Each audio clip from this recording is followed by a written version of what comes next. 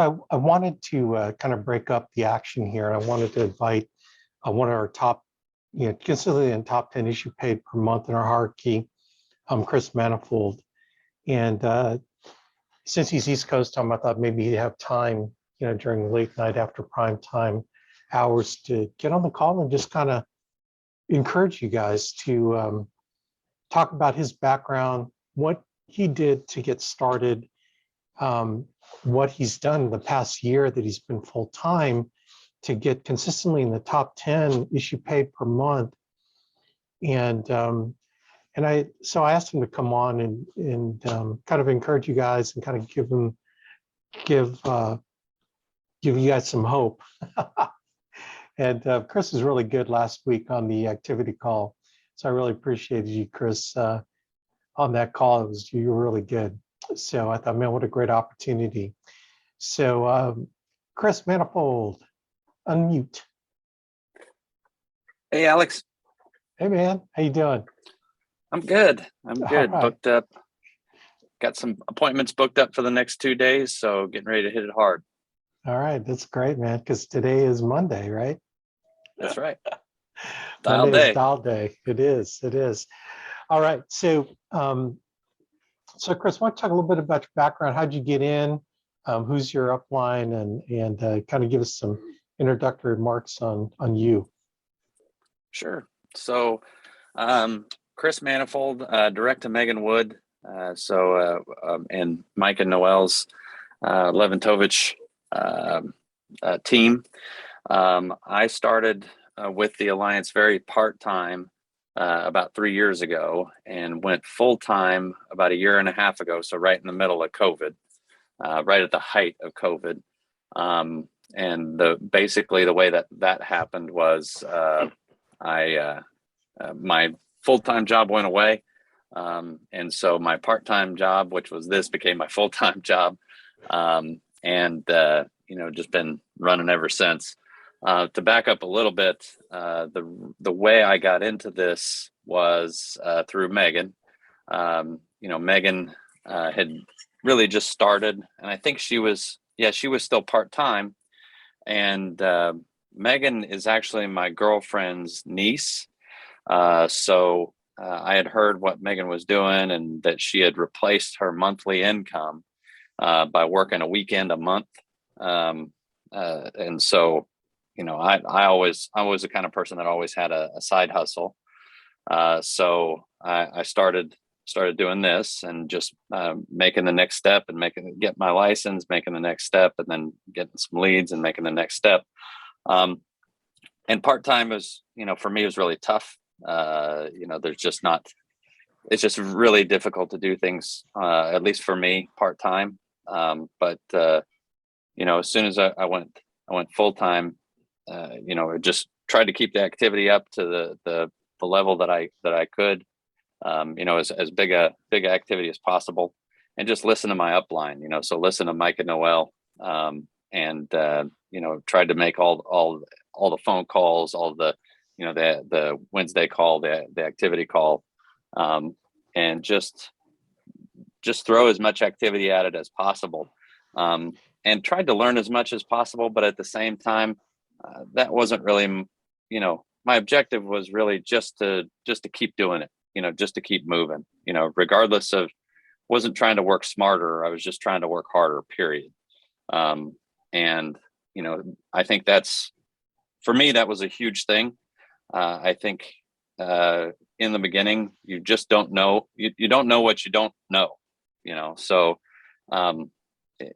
you can sit around and think about it and ponder what the next move is to make, or you can just make a move, a good plan today is better than a perfect plan tomorrow, so let's just do it. And so that's been what I've been doing all the way up to this point.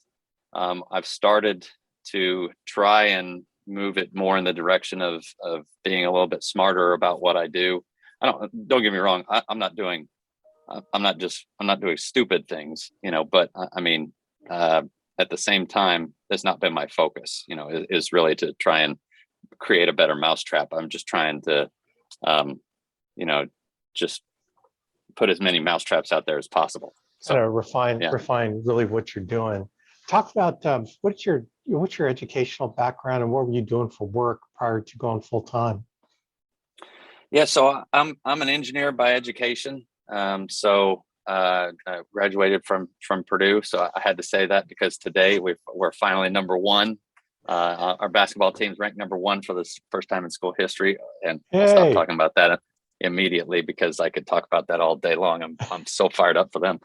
But yeah, so that's my background. I worked in several different industries up to this point. I worked in manufacturing, in the automotive industry.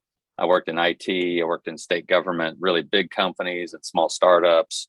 And just while I'm saying all of that, I've seen all different types of cultures and training and different ways of approaching things, and I've never seen more support, more training, more positive people, more supportive coworkers than I've worked with here at the Alliance. I mean, you guys are really in the right spot for all of that. So, what kind of sales background? What kind of sales background do you have before starting with us?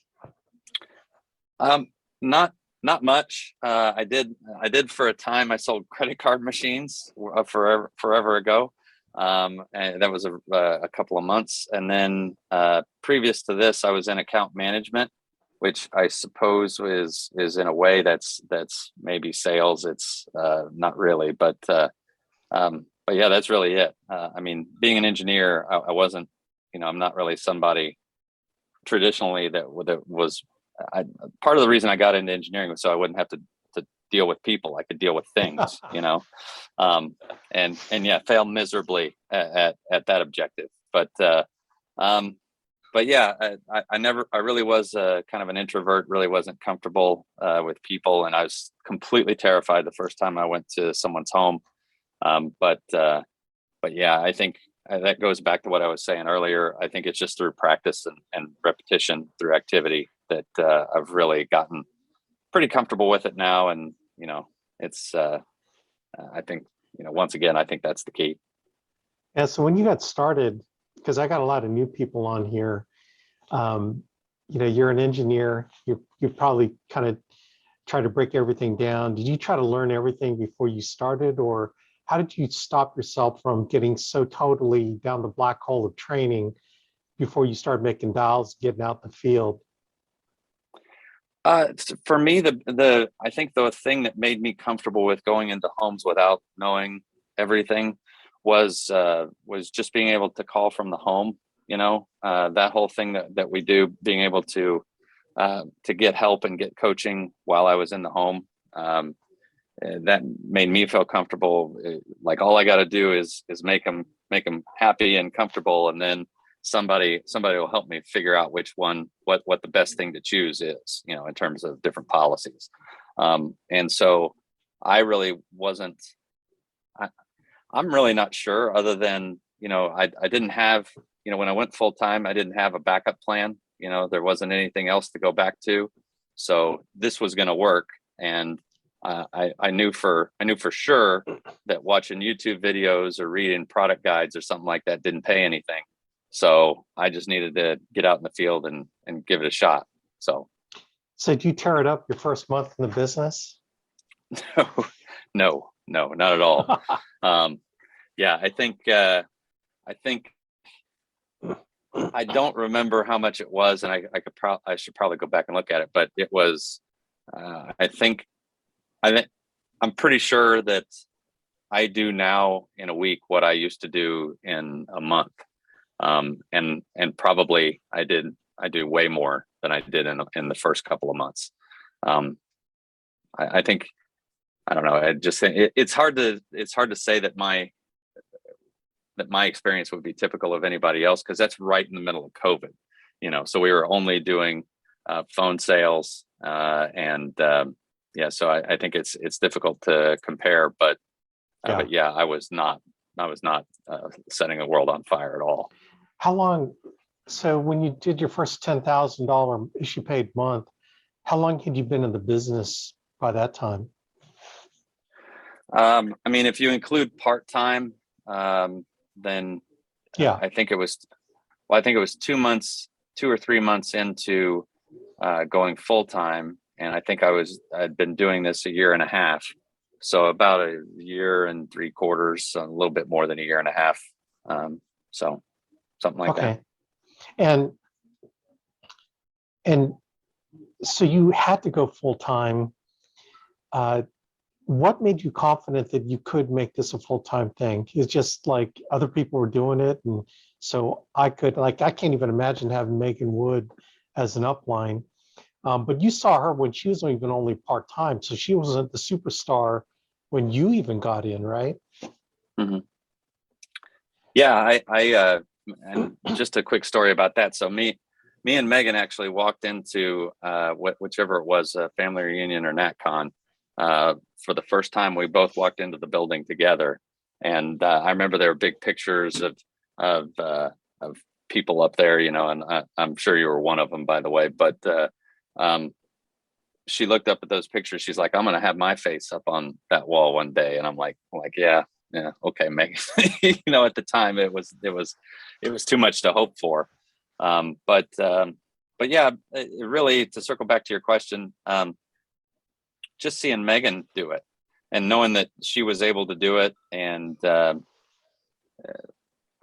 you know, I knew that there were other people that were doing it, you know, and to me, I was amazed the first app I sold that they actually deposited anything into my checking account. So I'm like, hey, this is legit. Okay, let's go.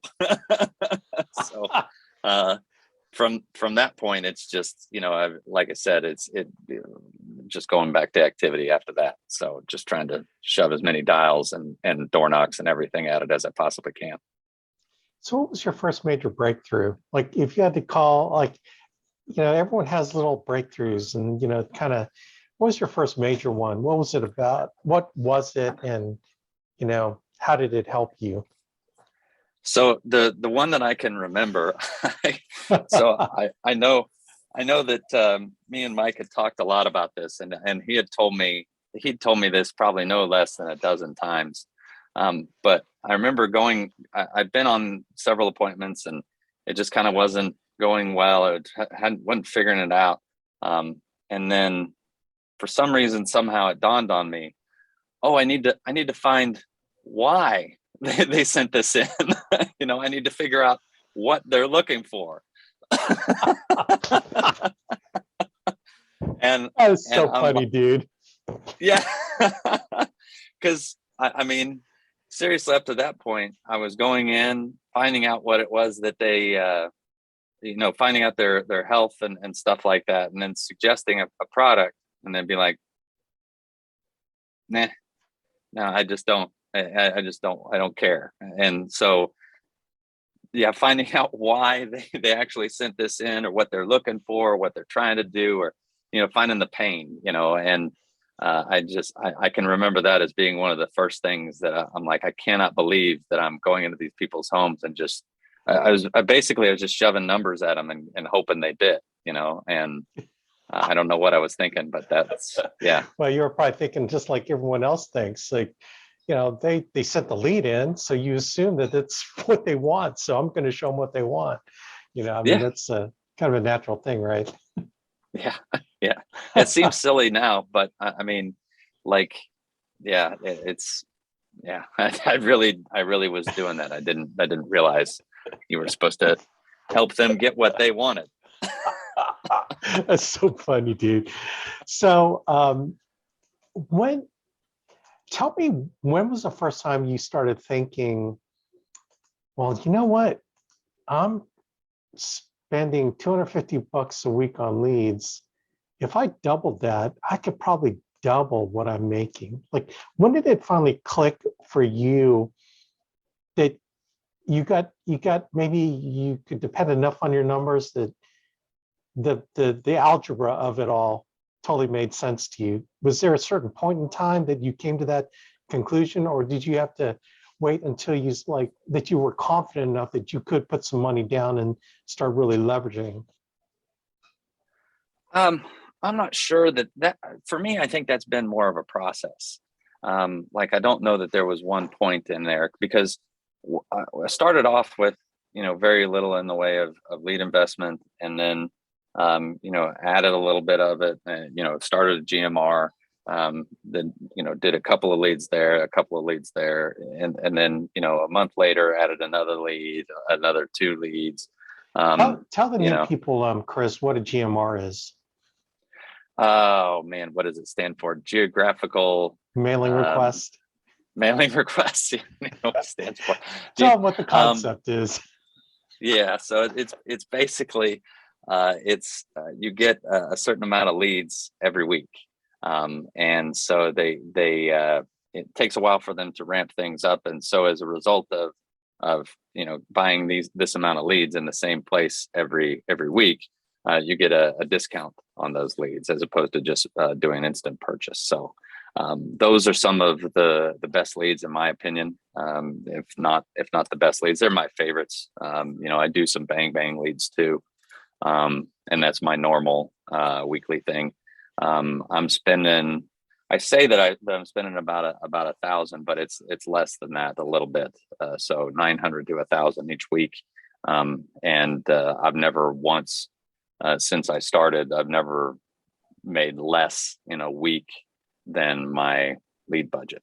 So Yeah, okay. So bang leads are the internet search leads that John Davis does for the Alliance.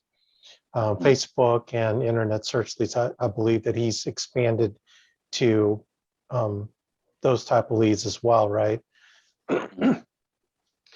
And do you also do direct mail as well? yeah, my GMR is direct mail. I mean, I Oh, do okay. some mortgage protection, some final expense, but yeah. So that's pretty much all direct mail then, huh? Oh, that's Mhm. cool. How many Mhm. counties? I'm working in Hamilton, Marion.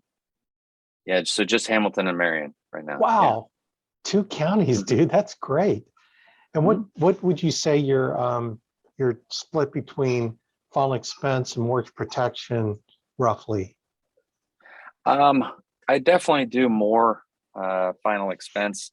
I think it's about 75% final expense, and maybe even bigger than that, 75, 80% final expense. Yeah. Okay. And what is your uh, and your schedule, like explain your schedule, that kind of this quote unquote standard schedule that you Yeah. adhere to when it comes to dialing and then running appointments. And I assume you do primarily in-home appointments. Mm-hmm. Mm-hmm. 100%. And so what I'm doing on Monday is dialing to set appointments for Tuesday and Wednesday. And then on Thursday, I'm dialing to set appointments for Friday and Saturday. And so, I try to set 20 appointments each dial day. I don't always get there. Sometimes I just run out of time. Sometimes there's, it is what it is. I think I have like 17 set for Tuesday and Wednesday. And what I'm trying to do is I'm trying to start it at 8 o'clock, and then set one every hour the whole day. So 8, 9, 10, 11, 12, all the way to, 5 or 6. I try not to go into after the sun goes down, but sometimes that's just the way it is. You got to go do those, and I don't mind doing those. It just I try not to. But I also set, when I set appointments. So I never set an appointment for 9 o'clock. I set an appointment for 9 or 10, and say, yeah, I got an appointment before that, so it'll be somewhere around 9 or 10. But what I find is, even when I just do that, excuse me, I can show up maybe at 8:30. I can show up at 10:30, and they're still, because I told them I needed to be a little bit flexible. They understand that. But when I was setting appointments for 10 o'clock, for 9 o'clock, for 11 o'clock or whatever, if I showed up 10 minutes late, they'd be like, "Hey, buddy, you're late." But since I do 11 to 12 or, whatever, I find that they're much more flexible that way. Yeah, I always like putting a fudge factor in there. Then they would tell me like, well, we're going to be going to church right at this time, so really need for you to, I annotate those ones, but I get some kind of fudge factor, like, if I show up half hour early, half hour late, I get a lot of appointments. Is that cool? That kind of thing. Mhm. So that flexibility is real important, because then when you do it every hour on the hour with fudge factor, then all the no-shows that you're going to get will even your schedule out, right? Mhm. Yeah, And so what's your absolutely. go ahead. And what's your no-show rate on average?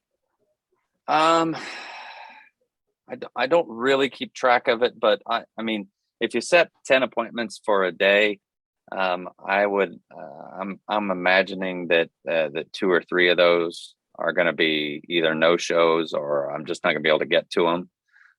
Because I mean, if you Yeah, sit with 7 people, that's a full day, you know? that's full day. Um, yeah.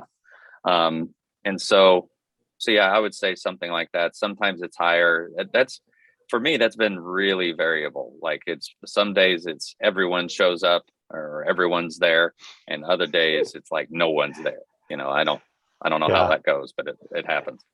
It's one of those things where you cannot judge your production trends by 1 week or 2 weeks or 3 weeks. I mean, really, honestly, isn't it over time, right? Like you probably have fairly accurate numbers over a quarter of consistent work, right? Yeah. So you don't freak out. It's like, yeah, that's just part of the deal. But it's because Mhm. you're consistent every week that you can bank on the numbers being the numbers. I think that's where the stability of your emotions come from when you're consistently working. Wouldn't you agree? Oh, absolutely. Absolutely. So I mean, it happens to me all the time. Just last week, there were 2 days where I wrote almost 5,000 each day. And then the next 2 days, like the next day I was in the field, I wrote one accident policy, and then, like a couple more. And it just, you cannot judge it on a day or even a week. You really have to you can maybe feel good about, looking at your activity or whatever over a month by month basis. And for sure, looking at it quarterly is probably even a better way to look at it. But Yeah. For the yeah. people that weren't on the activity call, talk about the day that your dad drove you around. Oh yeah. Yeah. So I did something silly. Uh, people who wear contacts, disposable contacts, they probably have heard of people wearing them for too long or something like that. Yeah. Yeah. So I ended up with an eye infection. It was really painful. It was really bad. I'm still dealing with it, in fact.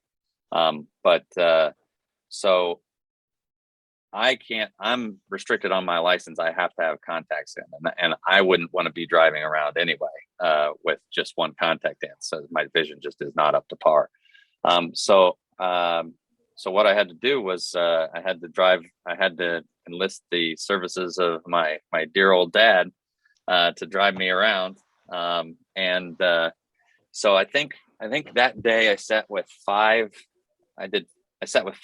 families, and it was 0, 0, 0, 0, like nothing. Like these people, none of them were interested. It just wasn't happening. And then in the 5th home, I wrote 2 applications, one for the husband and one for the wife. And that was over 5,000 in AP in that one home. So yeah, I was pretty happy about that. It ended great, and Dad was even calling me from the car outside, going, "What are you doing? It's taking forever. The other ones went really fast." Oh, that's great, dude. That is great. Yeah. So I love anyway, that story because it just shows you just never know, man. You just never know. All you can do is what you can control, which is getting on the phone, going seeing the people. So mhm. If you had to estimate, now this is probably hard. I'm trying to get to a point here, but this is why I ask the question the way I ask it. If you look at the production at the end of the month and you're consistently 20 to 30,000 a month or more, it might be kind of hard, but you're an engineer. How much of that production you think would have come from door knocking clients versus booking them on the phone? So I don't, I mean, I only do door knocking when to fill in the space when I don't have appointments booked. So I really don't do a lot of door knocking. So I would say that that number would be very low for door knocking.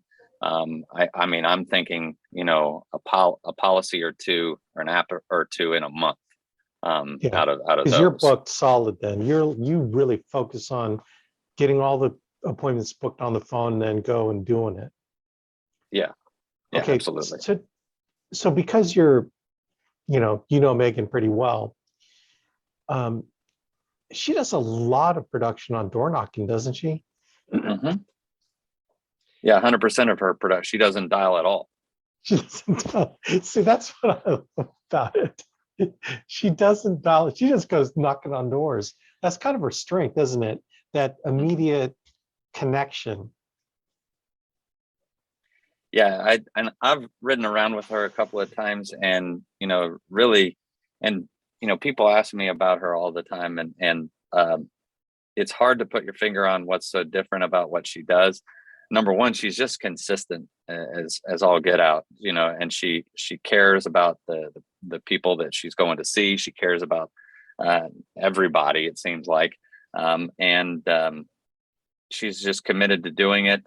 She's competitive, and she just has this connection. She has a way of sitting down and talking to people, and being able to connect with them, and that's what I've really focused on doing it, and it's made a huge difference since I've started doing that. And yeah, I think that's the biggest thing with her. Yeah, She could do door knocks. She could be, you could drop her anywhere and she'd do yeah, about the she'd same, make it. honestly. Yeah. Here's what I think of what I love about how you operate versus how she operates is that you operate the way you operate. Like you don't Mhm. feel pressured or compelled to have to do how she does it because you're a totally different personality. You know, you got certain strengths that are not her strengths, and you use your strengths in accordance to how you've kind of grooved yourself into the business. So I kind of really, that's why I really like your story because it's so different than hers. You're a different personality, but you seem to make the business work regardless, you know? Yeah. Um, Yeah. And that's one of the things I really like as well, about the Alliance is that, you know, we have all these different personalities. And that's in some ways like when I was, so in my former life, I had at one point, I had about 30 direct reports at one point. I know that's crazy, but so I'm an engineer, so I tried to fit them all into, you know, you need to do this and you need to do that, and that's that's your job and that's how you do it, and you need to do it the same way. Everybody needs to be the same. Well, when with the Alliance, everybody's different, and that's a feature, you know. And I think that's something that's really neat, and you see that when you go to the NatCon and the family reunion. You see how the diversity of everyone in the Alliance is really celebrated. And I don't know, I just can really appreciate that, and it makes it really unique. It makes it unlike any place I've ever worked. you know, what really uh, cracks me up when I just meet all the top producers is that probably 3/4 of them are not the typical sales personality you would think of when you think of top producing agent. You know, you think you would, you know, kind of my um, vision of that person is this, pharmaceutical rep, that kind of good looking, got the world by the tail, and they're just, they can bench press 300 pounds, and they're just Adonises, right? You think that they have all this stuff, and you go to a function, and they're just normal people like you and me, right? They're just, it's not like they're special because of what they do. They're not special because of, you know, who they are. You know, that they're this prototypical. There is no prototypical, is there? Not not at all, not at all. And it's really neat as well to see that you know, they're imperfect too. You know, there's lots of people who that I've met, and not to not to pass judgment on anybody, but they're not they don't have everything together, you know, like, Yes. and that's it's and it sounds like maybe a slight, or like somehow strange to say, but it is really gratifying for me because I don't feel like I have everything together, you know. And so being able to see the you know, for lack of a better word, the flaws in some of the other top producers, it's, you know, it really is, it gives me hope. I know, dude. I know what you mean, man.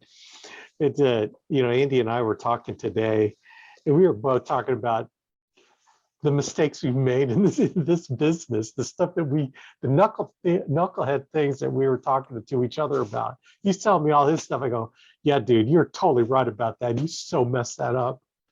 And I talk about mine. And I go, dude, it's amazing we're even how far we are in the business. So that's so you're right on. You're totally right on there.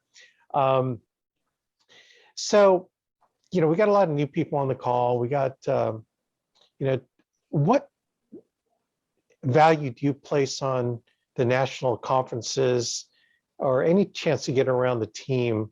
But we got national conference coming up in January. You and Megan went to your first one together. You know what? Tell me how valuable those, or not valuable, whatever. What's your opinion on for, especially for the new people that have never been to one? You know, what value do you place on having those national conferences? They are huge. I mean, they are huge. Uh, the all the stuff I was just talking about realizing that, you know, the getting to meet the other top producers and stuff like that. I mean, I never would have known any of that if I hadn't gone to the national convention. You know, it makes it real as well. Forget about all the things that, you know, everybody talks about, right? That everyone has all said, but as well, just at a really basic level, it makes it real. You know, because up to this point, it's likely that if you're new, you may have met some people that are local to you, so it kind of is like a real thing. Like it's not just a face on a Zoom call, but you haven't seen the building, you haven't walked through the facility, you haven't, you know, seen these people in person, and that's a whole different thing, you know, than just watching a YouTube video, or listening to you know, a Zoom call. It's, in my mind, essential to be at those things. And you know, I don't know how else to put it. If you're going to do this, you got to be there. That's it. I mean, those the national convention and family reunion happen once a year each, so that's 2 times a year. And you know, it's not, I'm in Indianapolis, so it's not I mean, depending on where you're at in the world, it's not, but for me, it's not an expensive plane ticket. It's not, the hotels are not expensive. It's, you know, it's just something, you have to be there, and you have to meet your upline. You have to meet some of the other people that you've heard about on some of these calls. And you know, it's important to meet the underwriters and the carriers. And you never know what you're going to take away. You know, one little interaction can change your whole business. I'll give you one quick example. Brent Swindell was given just a talk about how to dial, and he said one little thing, you know, that it made me realize that what I was doing on the phone was, hey, you know, hey, can you, like, you know, being this sort of salesy sort of thing. And I was trying to be high energy and positive, but I realized when he was talking that is exactly the wrong thing to do. Just be sort of even keel and just talk to it's just a person. Just talk to him. And so I took a lot away from that, and I think that really helped me on dial day. And so that one thing, that one time has made huge advances in my business. So yeah, you never know where it's going to come from. You never know who's going to say something or what you're going to pick up. But you got to be there, because you got to give it a shot. You got to give Chance a shot at being able to do something like that for your business. Absolutely, man. Well, dude, I appreciate you being on. Let's open up for questions. Anyone have any questions for Chris?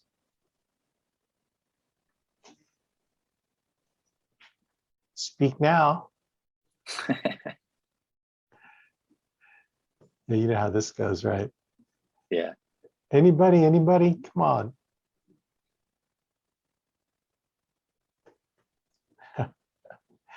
Well, I really appreciate your time, Chris, and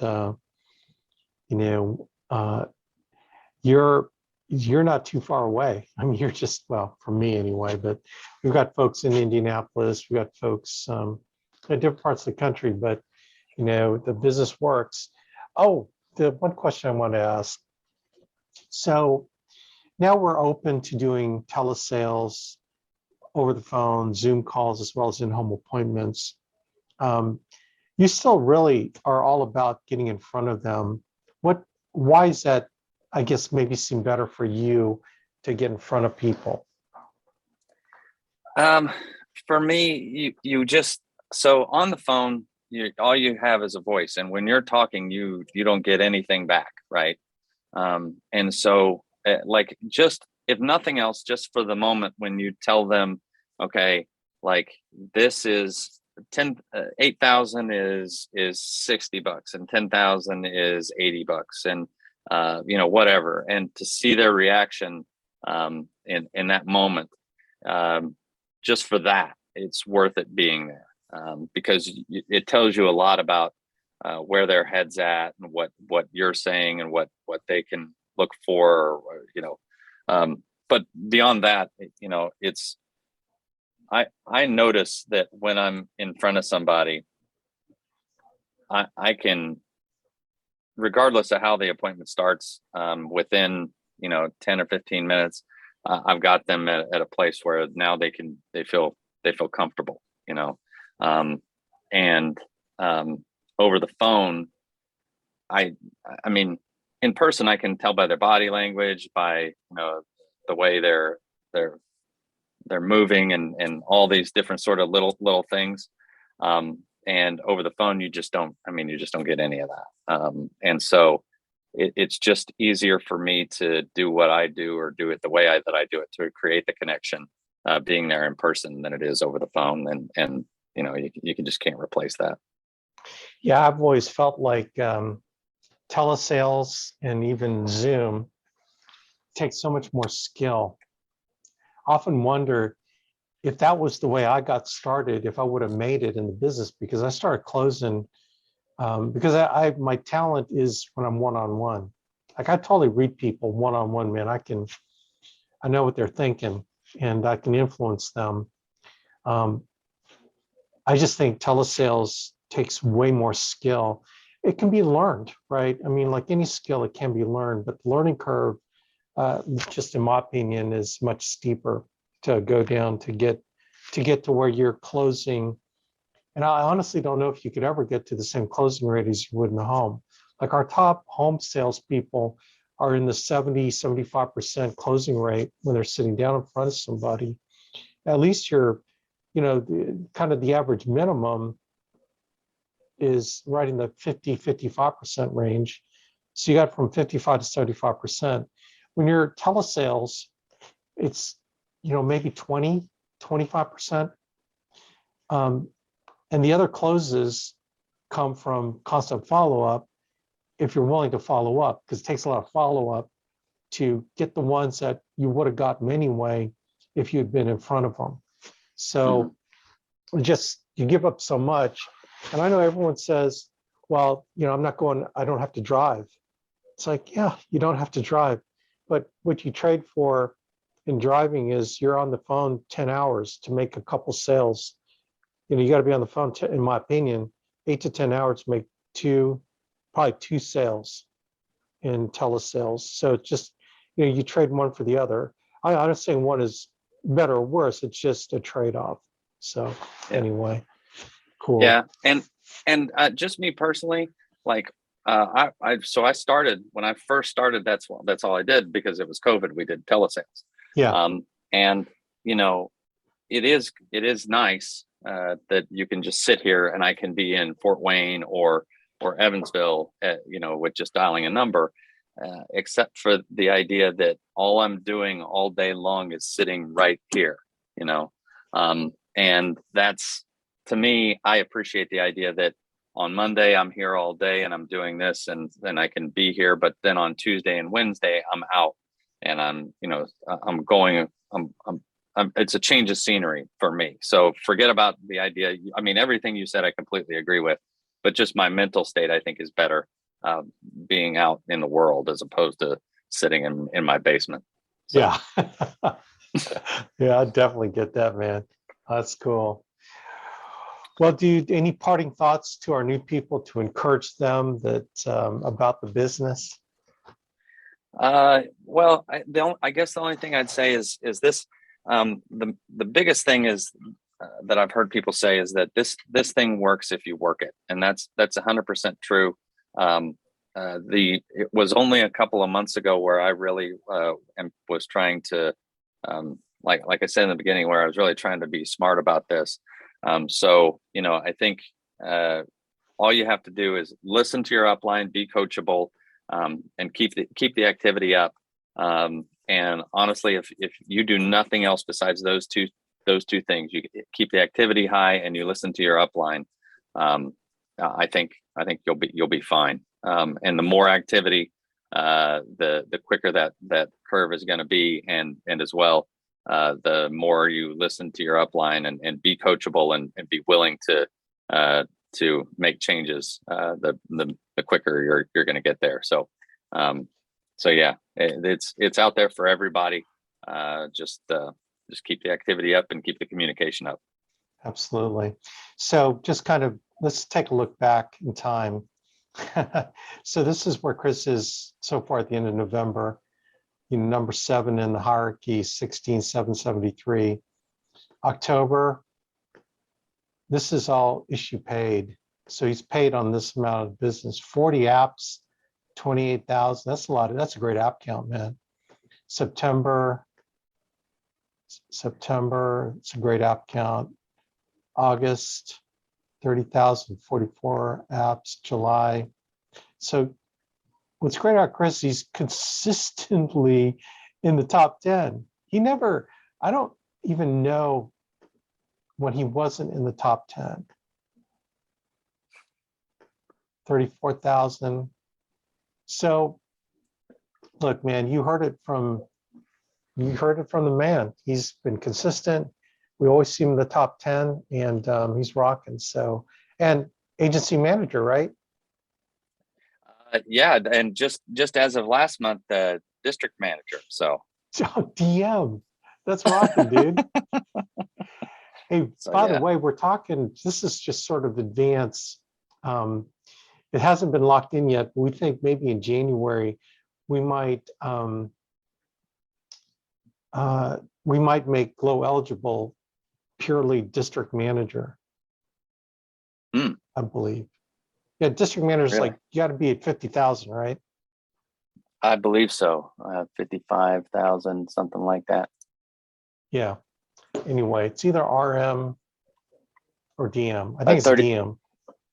37.5 is district manager. Okay, so it's RM. So regional manager, we're Andy's talking about just having 2 legs and just doing that volume, and then you become Glow eligible. It's kind of cool, man. So then you get someone in your downline to DM, and you're at a DM, man, you get that glow. You get that glow, man. So anyway, Well, good job, dude. I'm proud of you, man, and keep rocking and keep doing it. Appreciate you. Yeah, likewise, guys. You got a great leader in Alex. Just like I said in the beginning, to close out, listen to him, listen to your upline. We're going to blow things up for sure. Yes, absolutely. Okay, man. Take care, everybody. God bless. Thanks, Chris.